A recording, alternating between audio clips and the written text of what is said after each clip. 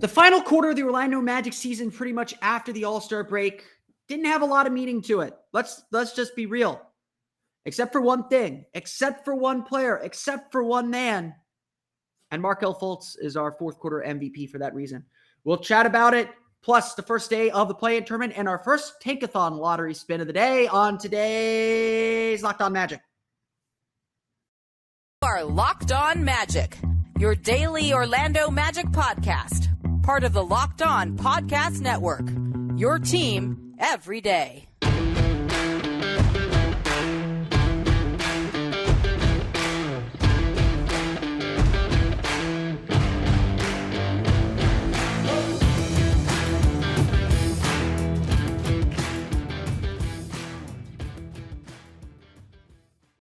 And you are indeed Locked On Magic. Today is April 13th, 2022. My name is Philip Rossman. I'm the expert and site editor over at OrlandoMagicDaily.com. You can always follow me on Twitter at PhilipRR_OMD.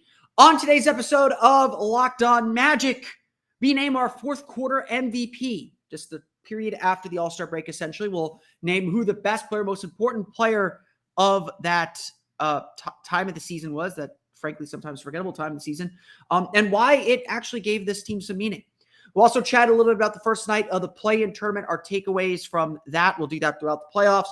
And today will mark, it's day 2, but today will mark our first daily spin on Tankathon. I'll actually go through the first 2 days. I'll be doing that every single day at OMagic Daily. We'll make it a thread. We'll keep track of how many times the Magic land with the top pick and share our results later on. I did that a few years ago. We're going to do it again. But before we do any of that, we want to thank you for making Locked On Magic part of your day every day. No matter when you listen to us, whether it's first thing in the morning, whether it's right when we upload, no matter when, we truly appreciate you making Locked On Magic part of your day every day. Even in the offseason, we'll be going hard with Orlando Magic thoughts and analysis as we get closer and closer to the draft, and even deep into the offseason as well. Remember, there's a great Locked On podcast if you want to follow along with the playoffs. There's a podcast for every single NBA team. Check it out wherever you download podcasts. Search for Locked On and the team you're looking for. Inevitably, when you have a season like the Magic had, 22-60, second worst record in the league, 15th in the Eastern Conference, the end of the season loses a lot of its meaning.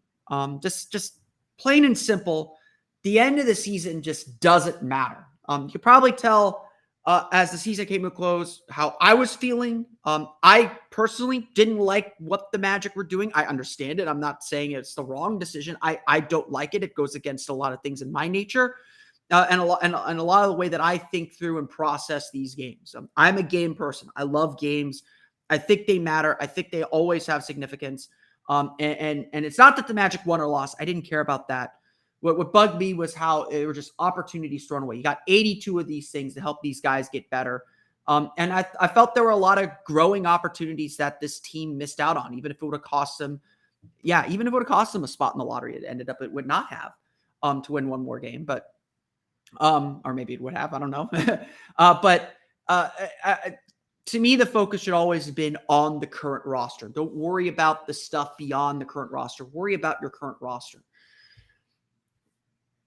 There was, though, one thing that was significant that happened at the end of the year. One thing that was just abundantly clear was just vitally important to what the Magic were trying to accomplish and what the Magic were trying to build. And for that reason, as good as Wendell Carter played toward the end of the season, and he sat out a good chunk of that last quarter of the season, we have only one choice for our MVP for the fourth quarter of the season, those final 21 games. That choice is undoubtedly Markelle Fultz. From the moment Markelle Fultz stepped back onto the court after 13 months rehabbing a torn ACL, everything changed. Everything changed for the Magic. The whole outlook for the team changed in a pretty significant way. But Fultz would tell you he was just happy to be playing. He didn't care how many points he scored. He didn't care how many assists he had.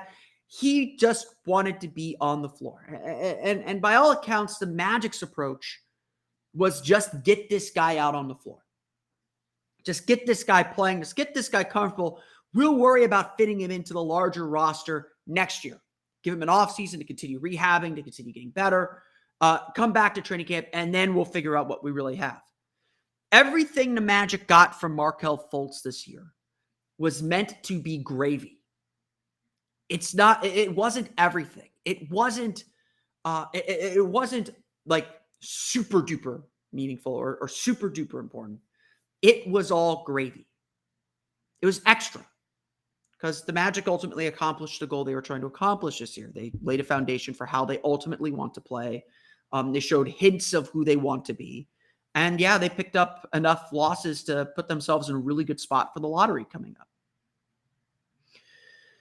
But Markelle Fultz did something different with that time. And so, like I said, the end of the season, it's not about wins and losses. It's about making the most of those opportunities left, finding ways to get better and grow and develop. And for the most part, for a large part, Markelle Fultz was just bursting at the seams. The Magic put a minute restriction on him, and you could feel it. You could feel that there was more, that Fultz was itching to do more. And if anything, the Magic were being the Magic are always overly cautious with injuries, but the Magic were clearly kind of trying to rein him back a little bit and just try not to get him to go too fast. And again, to Fultz's credit, he always said he was just happy to be playing again. He just wanted to be out there playing with his guys.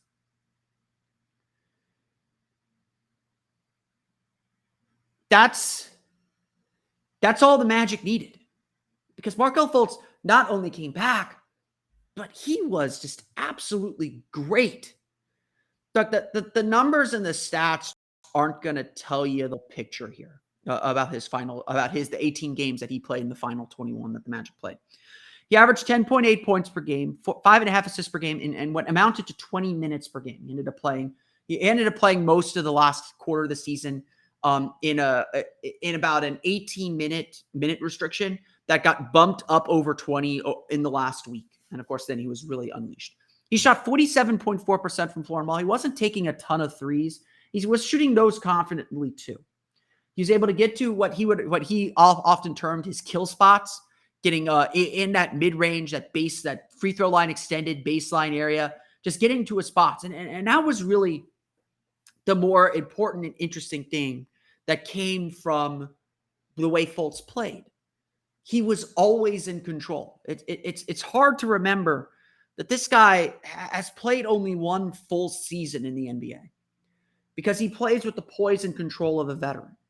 Yes, the ball might get loose a few times. He might turn the ball over a little bit trying to make some difficult passes. But a lot of that was just his teammates learning that he's going to get you the ball where you need it. If the Magic were wondering what was permanent this year, maybe we're not quite ready to put Markelle Fultz down as the point guard in pen, but that pencil's got to need a lot of effort to erase. And that is just the incredible part. Because Fultz is coming off a major knee injury. And yeah, the Magic probably held him out and had him take his time both to prevent him from causing too many wins, because it's clear he could do that, but also to make sure that he was good to go, that he could play with very few restrictions or certainly no setbacks, that when he was back for good. And the Magic had the time and patience to do that this season. They didn't need him on the floor because obviously they weren't competing for a play-in spot or a playoff spot or whatever. So the fact that Fultz just hit the ground running, and not even hit the ground running, hit the ground sprinting from that very first game, that very first quarter of that very first game against the Indiana Pacers, just showed how special this kid is. Magic fans don't need anyone to convince them of this. Magic fans know how good Markelle Fultz can be and how exciting he is for this team's development and this team's growth. When the Magic had Markelle Fultz on the floor, they played at a pace of 103 possessions per 48 minutes. That is 3 possessions per 48 minutes faster than their average in the fourth quarter of the season. This is a Magic team that was already one of the fastest teams in the league in terms of pace, played at the highest possession rate. Fultz shot them to the stratosphere. But it was always under control. It was always with some measure. Now, what is real about the last quarter of the season? That is ultimately the biggest question facing this team, because who knows what's really real when there aren't stakes to these games. We would joke that, the Magic won their minutes against the Thunder and that loss. The Magic starters won their minutes against the Thunder before the team just kind of packed it in. The Magic had that 2-point lead over Cleveland before they just packed it in. It's hard sometimes to know what is real. And certainly the numbers present a muddier picture than perhaps the eye test would present. Markelle Fultz played very limited minutes with starters. I think he played a little bit over 100 minutes with Wendell Carter to a lot of success, but played very few minutes with Franz Wagner, very few minutes with Jalen Suggs or Cole Anthony or any of the other main starters on the roster. And so when Fultz ultimately probably takes his place as the starting point guard next year, we won't know whether this is all going to carry over or, more importantly, whether all those good plays, all those good vibes, all the stuff that we thought we saw with our eyes in the course of this season, whether that's going to translate ultimately to wins. And that still remains the big question, because even in the 2020 season, the Magic were worse than they were in 2019 for a variety of reasons, mostly injuries. And Fultz was very good in that season, but everyone still has to prove that they can win. But in the context of what the Magic were trying to accomplish in the fourth quarter of the season, in the context of this final stretch run, Markelle Fultz shined the brightest.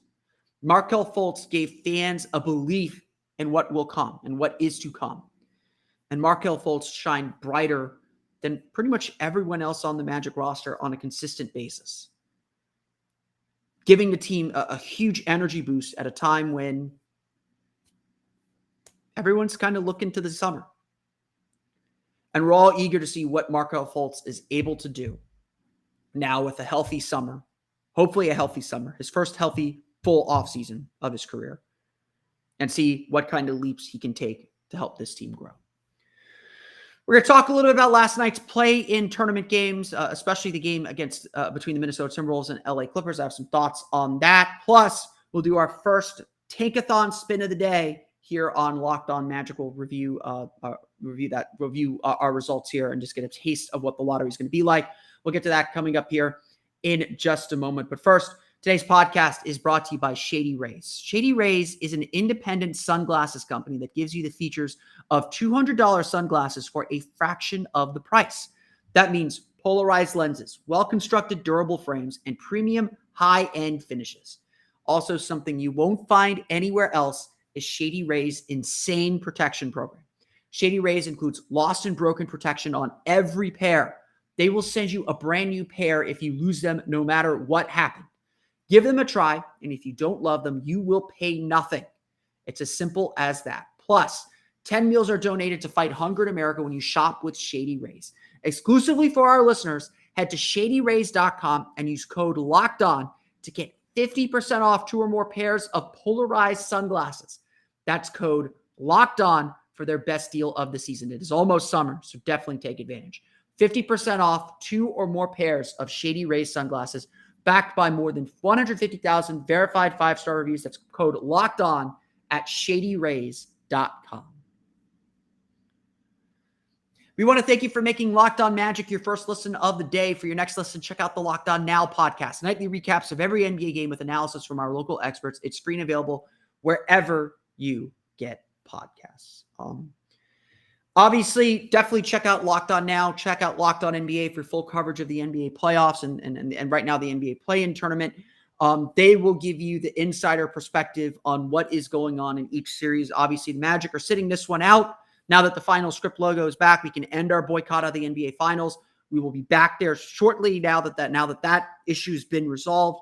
Obviously we're sitting out, we're watching it as outside observers. And throughout the course of the playoffs, I do plan on continuing the series that we did last year on Orlando Magic Daily, where we just kind of review the lessons that we learned from each team as they're eliminated from the playoffs, and just kind of review, especially in terms of team building, what it takes to get to these playoff levels. So obviously we're still at this very, very early stage of the Magic's rebuild. Everything is a possibility. And so we want to glean the lessons of teams that are even moderately successful when it comes to reaching the playoffs. And obviously we know some stuff from our experience following the team as well. But I do want to draw this point out a little bit. The talk on the internet last night was very much about how the Minnesota Timberwolves celebrated their win over the LA Clippers. Now, first, let's get the game facts out of the way. I picked the Clippers to win this game. I still had Minnesota winning the 8 seed. I still think they would have made the playoffs proper. But Minnesota was dead in the water. The Clippers were up 10. Karl-Anthony Towns had fouled out. The Clippers had played him off the floor. They were dead in the water. And that team just got down and played dirty. They grinded that game out, and it was really impressive to watch that young team grow. Anthony Edwards, I was a bit skeptical about him in the draft process. Again, I learned lessons with my mistakes in every draft. Focus on what guys can do, not what they can't do. Don't focus so much on the negatives. Anthony Edwards, that dude can score. He's really blossomed. He's in the right atmosphere, the right situation with two guys that can kind of share that scoring burden. I don't know if he would have been as successful if he'd been drafted to Orlando that didn't have that kind of ecosystem and structure. But Edwards blossomed toward the end of last season, his rookie year, really came into his own this year in his second season in the NBA. And he took over that game offensively. Him and D'Angelo Russell just went off in that game. And it was really impressive to watch both of them shine like that. Both of them really kind of take the lead like that. It was truly, truly, truly impressive. And this was a young kid having his coming out party, to be perfectly honest. This was a young kid playing at this really, really high level, this really, really, really, really strong level and making big plays on that end. You can't talk about this game without talking about Pat Beverly. Patrick Beverly was just a pest defensively, and he does this forever, but he literally changed the game. Like, there were plays that he just blew up by himself. And I know Pat Beverly's played at a high level defensively for much of his career. I don't know if I've seen Beverly play with that much fire and intensity in a game like that. And his defense, especially in that fourth quarter, was incredible. Minnesota went on this big run. They took the lead. Paul George tried to inch the Clippers back, but every single time Minnesota had an answer. It was just a really impressive game from a young team. And they celebrated like they won something big. And the TNT guys kind of crapped on them for that. A lot of the internet kind of crapped on them for that. And, you know, I will be full disclosure. I worked for the Wolves for a summer. I covered the Lynx for a summer. It was back in 2009. I've seen that I know that fan base in Minnesota is really, really strong. I know that fan base wants to cheer for a winner, and they've been through a lot of dark times. To have, and this is why I'm such a huge fan of the play-in tournament. It gives teams that otherwise wouldn't win a chance to win something. It gives them the experience of winning pressure games. I can guarantee you Anthony Edwards does not have this kind of coming out if they just go straight to that series with Memphis. He has this coming out because he was put in a pressure game and had to deliver for his team. And now Minnesota knows a lot more about their young forward than they would have known otherwise. I would have loved for Nikola Vucevic and Aaron Gordon to get this kind of experience, this kind of success before they played the 2020 playoffs or the 2019 playoffs. Obviously 2020 wouldn't have worked out because Aaron was hurt, but I would have loved, that team had some defiance and they had to rally to make the playoffs. So maybe they got that experience anyway. But I think that the play-in tournament is proving to be A, ridiculously entertaining, and B, is going to prove to be very, very good for future stars in the NBA, because typically your young, promising teams start out as 6, 7, 8 seeds before they become dominant forces in the league. I mean, look at the Grizzlies. Grizzlies were lost in the play-in tournament in the bubble in 2020. They won. They upset Golden State to sneak into the playoffs last year.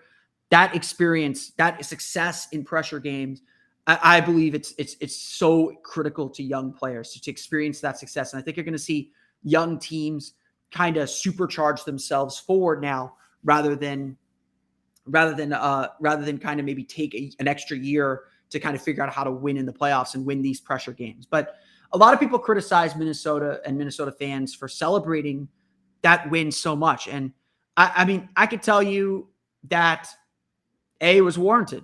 The Wolves have 2 playoff appearances in 18 seasons. This is their second playoff appearance in 18 seasons.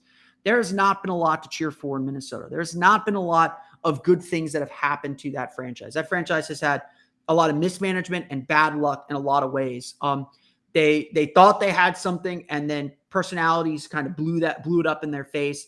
They have struggled to find their gear. And to their credit, they had a lot of talent. Karl-Anthony Towns helps with a lot of things.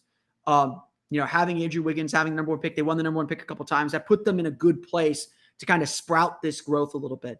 But they finally hired the right coach. Flip Saunders was certainly the right coach too, but unfortunately he passed away. They hired the right coach. They all bought in. They got the right number 1 guy. They've had 3 number 1 picks here: Karl-Anthony Towns, Andrew Wiggins, and Anthony Bennett.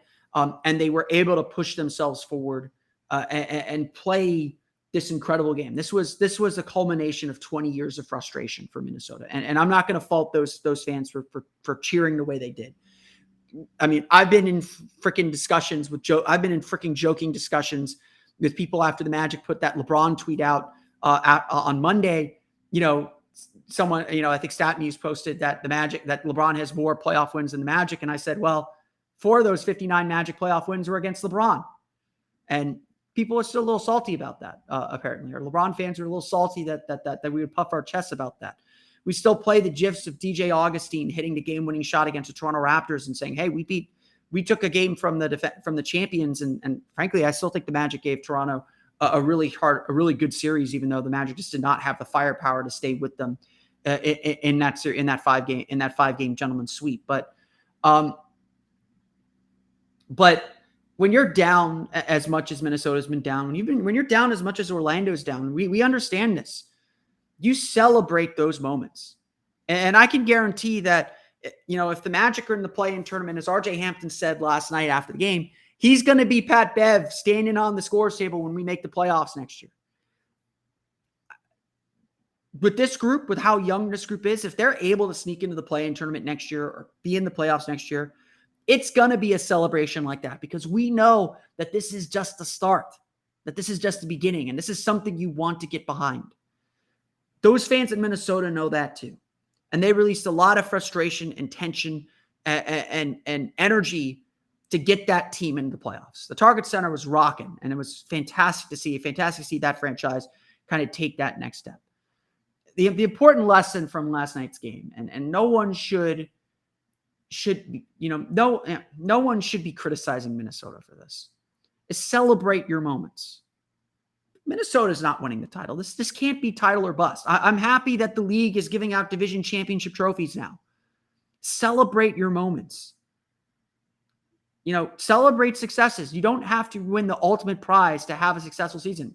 For a lot of people, the Magic had a successful season, even with the record that they had. There's more than one winner in every NBA season. There's one champion, but there's more than one winner. And Minnesota showed last night that they are winners. They have won their season. They have had an incredible season. They're hungry for more. Don't take that celebration as a sign that they're not hungry for more, that they don't want to go into Memphis and steal a game and make that a series. And that's going to be a fun series between 2 young teams. Memphis is going to have their work cut out for them. But don't blame them for enjoying the moment, for living in that moment and playing on. We're going to do a quick tankathon spin, talk a little bit about the NBA draft, as we'll do every day at the end of the show coming up here in just a moment. But first, a quick word from our pals at Athletic Greens. The Athletic Greens sent all of us Locked On hosts a sample pack, and I am not big on the supplement game. You've heard my other reads about that. I'm not big on all those things. The biggest issue is it's just habit, getting into the habit of doing something every day. It's hard to establish those habits, and it's easy to forget. And thus, it's easy to kind of forget about your body. It's easy to forget to take care of yourself, to take care of what's going on in here. If you're watching on YouTube, you see me pointing at my chest. That's why Athletic Greens makes it easy. It's super healthy. It has kind of a mild tropical taste, and you actually look forward to taking it every single morning. And it's something that you do before breakfast, before you eat anything else. You take care of yourself first, and then you move on with your day. So what is this stuff? With one delicious scoop of AG1, you're absorbing 75 high-quality vitamins, minerals, whole food source superfoods, probiotics, and adaptogens to help you start your day right. This special blend of ingredients supports your gut health, your nervous system, your immune system, your energy, recovery, focus, and aging. All the things you want to work on. AG1, usually I literally have stuck all my AG1 products right by where I get my breakfast. So literally I just go in, I'm taking the droplets right now. I take a couple droplets, put it away, and then I go on with my breakfast. It's really that simple. And really it's just about getting it into the routine. AG1 is lifestyle friendly, whether you eat keto, paleo, vegan, dairy-free, or gluten-free. It contains less than 1 gram of sugar, no GMOs, no tasty chemicals or artificial anything, and still tastes good. It supports better sleep quality and recovery, supports mental clarity and alertness. It's the one thing with the best things. Athletic Greens uses the best of the best products based on the latest science with constant product iterations and third-party testing. It costs you less than $3 a day. You're investing in your health, and it's cheaper than your cold brew habit. It's cheaper than getting all those different supplements yourself. You're investing in an all-in-one nutritional insurance. Right now, it's time to reclaim your health and arm your immune system with a convenient daily nutrition. It's just 1 scoop in a cup of water every day. That's it. No need for a million different pills and supplements to look out for your health. To make it easy, Athletic Greens is going to give you a free 1-year supply of immune-supporting vitamin D and 5 free travel packs with your first purchase. All you have to do is visit athleticgreens.com/NBA network. Again, that is athleticgreens.com/NBA network to take ownership over your health and pick up the ultimate daily nutritional insurance. Today's podcast is also brought to you by Built Bar. Like I said, not so much into the supplement game, but I've gotten way into Built Bar. Usually by, I work late, 2:30 to 11:30. So usually by about 4:30, I'm starting to drag a little bit. It's not only that I'm up at a normal time, it's normal people. It's that I'm between way past lunch, but not quite ready for dinner. And obviously I got a big night ahead of me. And that's why I turn to Built Bar to give me the energy boost to get going and get me through my day, because it's real easy to walk over to the vending machine and buy some candy. Built Bar is so much better for you to get you through your day. Built Bar is a protein bar that tastes like a candy bar. All bars are covered in 1% real chocolate. They're low calorie and high protein. Most Built Bars contain 130 calories, 4 grams of sugar, 4 net carbs, and 17 grams of protein. They come in great flavors like mint brownie, coconut almond, and I believe I saw this month they're doing chocolate brownie batter or something like that. And I know I've had a lot of these Built Bar flavors. I had some flavors I wouldn't think I would like. They taste exactly like what they say on the wrapper, and they taste pretty good. I know a lot of those protein bars that I've had in my life, they don't taste anything like what they say on the wrapper. They taste like a hint of it. These things taste like the real deal. So go to built.com and use promo code LOCK15 and get 15% off your order. Again, use promo code LOCK15 for 15% off at built.com. All right, we're coming up on the end of the show here. Since we're at the end of the season, since we're fully focused on the draft, I do want to take the time to do a daily Tankathon lottery spin. I'll post the results on the Orlando Magic Daily Twitter page at OMagicDaily. We'll do it every day. Put out who you want to pick. We'll go through some of those answers here. I got 2 days I want to go through today. The first one is day 2. We spun the lottery wheel. We got San Antonio first pick, Orlando second pick, Oklahoma City third pick, Houston with the fourth pick. I've had some people say I don't want the first pick because you don't want to make the choice. You want whoever's left to you, and that's wrong. You always want the choice. But this presents an interesting scenario. I think San Antonio has a lot of those. I mean, obviously, if you're picking first, you're picking the best play available. So who knows what that is? A lot of people seem to think that San Antonio would take Chet Holmgren. We can ask our Locked On Spurs friends if that is the case, if that would be the case. Obviously, San Antonio still got to play in the play-in tournament, so we'll see if they actually do end up in the lottery at all. But they suggested that they would take Chet Holmgren with that pick, and that would leave Jabari Smith to the Orlando Magic. I had a lot of people when I posted this result say take Jabari Smith. Assuming Chet goes 1, Jabari, Paolo or Jabari. For dear God, Jabari Smith, please. Right now, you can go look at my big board on OrlandoMagicDaily.com. I still have Jabari Smith number 1. I think he's the most complete player. I think he can be a great defender. I think he can be a Rashard Lewis type offensive player. Can he be a leading scorer? That's going to be, I think, the big question that he'll face. But this guy is a really, really good player. And I think if the Magic do end up in the second pick, they're going to get someone really good between Jabari Smith, between Paolo Banchero. They're going to have a really good player coming into the fold there. That was our lottery spin for Tuesday. Our first lottery spin on Monday, though, was the really interesting one. And I want to go into more detail on this. Our lottery spin on Monday, day one, Portland 1, Atlanta 2, San Antonio 3, Detroit 4, Houston 5, Orlando 6, kicking the two teams with the worst record out of the lottery. This is a worst-case scenario for the Magic, obviously. The worst-case scenario for the Magic is both Houston and Orlando fall out of the lottery, leaving Orlando with the 6th pick in the draft. Everyone would agree that, yes, this is kind of a disaster. But I want to note some news that came down yesterday and something that did get fans excited, and that is the Shaedon Sharpe issue. If you don't know who Shaedon Sharpe is, that's okay. Shaedon Sharpe enrolled at Kentucky early. He graduated a year early, went to Kentucky a year early, and Kentucky was prepared to play him. A lot of people considered him an easy top 5 pick. Probably could have been a top guy in this upcoming NBA draft, but Kentucky didn't want to risk any NCAA violations or risk any NCAA sanction or some will he, won't he play thing. And so they essentially ruled him out at the start of the season. They was like, we're not going to deal with it. We're not going to deal with the questions of whether he's playing or not. He's not playing this year. We're gonna stand by that. We're not going to skirt NCAA rules there or whatever. And the reasons why he wasn't able to play are kind of fuzzy to me. It's not 100% clear. It's not even clear that the NCAA would have ruled him ineligible anyway. But Shaedon Sharpe hasn't played for a year, and that's why ultimately he's kind of fallen into the 6, 7, 8 range. According to a report from 247 Sports, Sharpe is going to declare for the NBA draft, but he is not going to hire an agent. He's going to maintain his eligibility in the NCAA and will potentially return to Kentucky. I know Sam Vecini of The Athletic for the longest time kept Shaedon Sharpe on his big board, but did not include him in mock drafts because he did not think he was going to stay. I think that opinion has changed.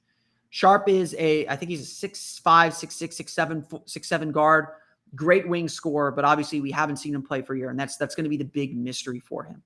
A lot of people seem very, very comfortable taking him, though. Especially if the Magic land at 6. If the top 4 is a pretty consensus of Chet Holmgren, Jabari Smith, Paolo Banchero, Jaden Ivey, you have Keegan. The next group is Keegan Murray, Shaedon Sharpe, and probably Ben Mathurin. I would say probably in that next group with the potential maybe that Nikola Jovic, who also declared for the NBA draft. That's Jovic, not Jokic. He also declared for the NBA draft. He might sneak into that second group because he's a very, very gifted scorer, even if he does not have a great defensive reputation. This is all to say that, yes, that there is still a 1 in 5 chance the Magic land at 6 in this upcoming NBA draft. That is still a very, very real possibility. But there are options. There are good options. If Shaedon Sharpe's available at 6, that is a good risk to take. That is a guy that you can invest in, that you can grow, that you can build, that you can develop with. And that could be a guy that could be a leading scorer for a team. Again, it's just the mystery of he hasn't played for a year. We haven't seen him play at the college level, and that leaves a lot of questions, and that's going to depress his stock a little bit. Whether he actually stays in the NBA draft is still, I think, something of a mystery.